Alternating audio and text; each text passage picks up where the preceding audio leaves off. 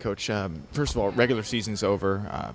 Great turnaround season for this team and this program, and it was an honor that you got Coach of the Year, and a couple of your players got WAC honors as well. Can you talk a little bit about that?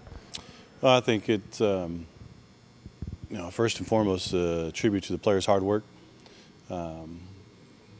Fortunate to be their coach, and it's been fun to watch their improvements. And Brittany had an amazing regular season, and Trey had a great freshman year. And they deserve it. They worked really hard, and it's nice to have that recognition. And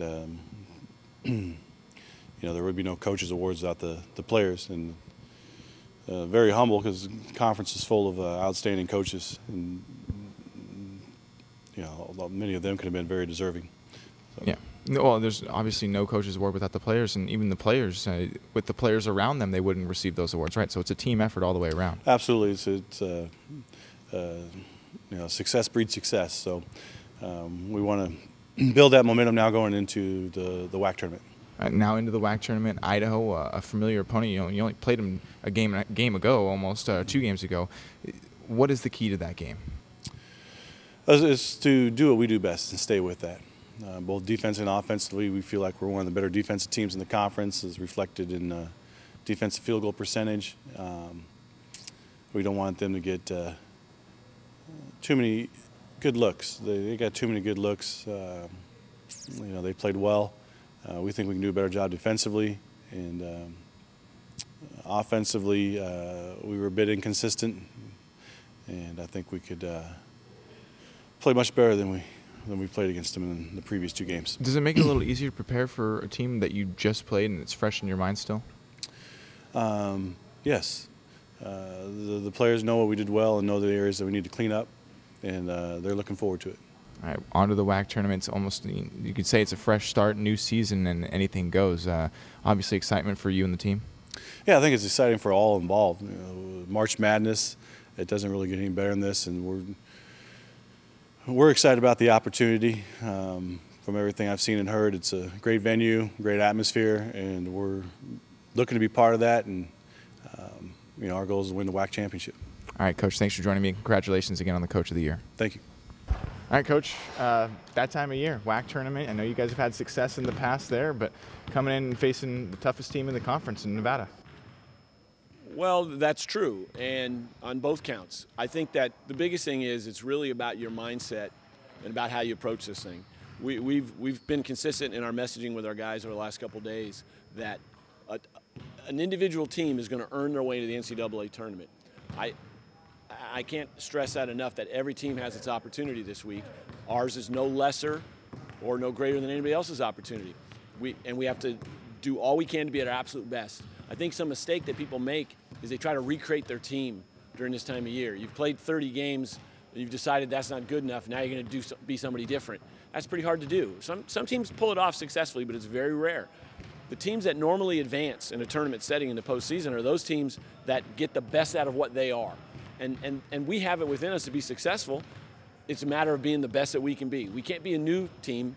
We have to be the best San Jose State team we can be, and that would give us a chance to defeat Nevada on Thursday night. It's kind of a unique thing, because some teams with the record that you guys have won't even make a tournament, and now you guys have a chance to go out and win the darn thing.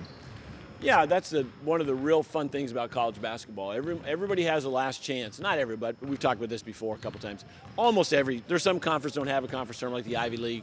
There's some conferences that, and the WAC was here for a while where not everybody made it to the conference tournament.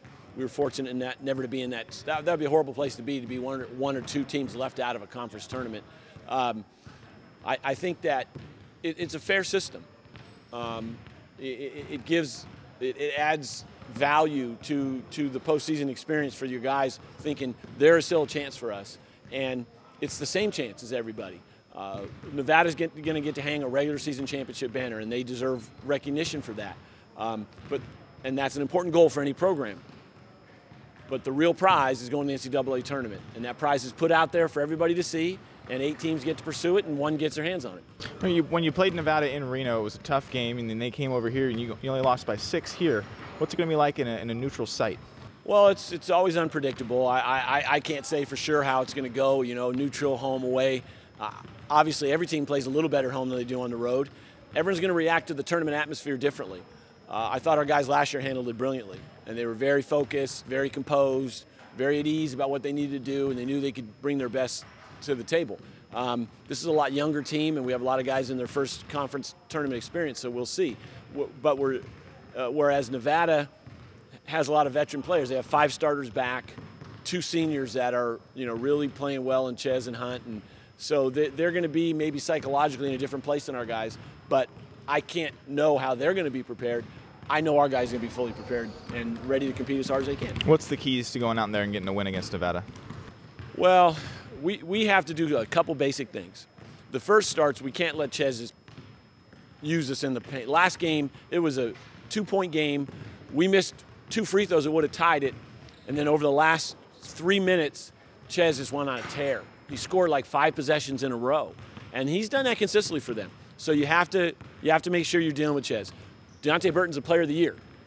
Can't let him make a bunch of offense for their team because that's what he does. He gets in the lane, he makes plays, he shoots the ball nicely out front, and then Story is a piece. You can't let Story, and Evans is shooting the ball well, and they've got good players. Hunt kills you on the glass. So we have to be aware of all of those things. They have 5 guys who can really hurt you in their starting lineup, and we have to attend to all of that. But more than that, we got to play with confidence. We have to go into the game absolutely convinced we can win. Sometimes people use the word believing. I want to go beyond that. We need to be individually convinced and collectively convinced that we can win the game. If we're not going to win. And so I think that psychological element is as important almost as the actual physical element of the game itself. All right, Coach, thanks for joining me here. All right, Justin, thank you.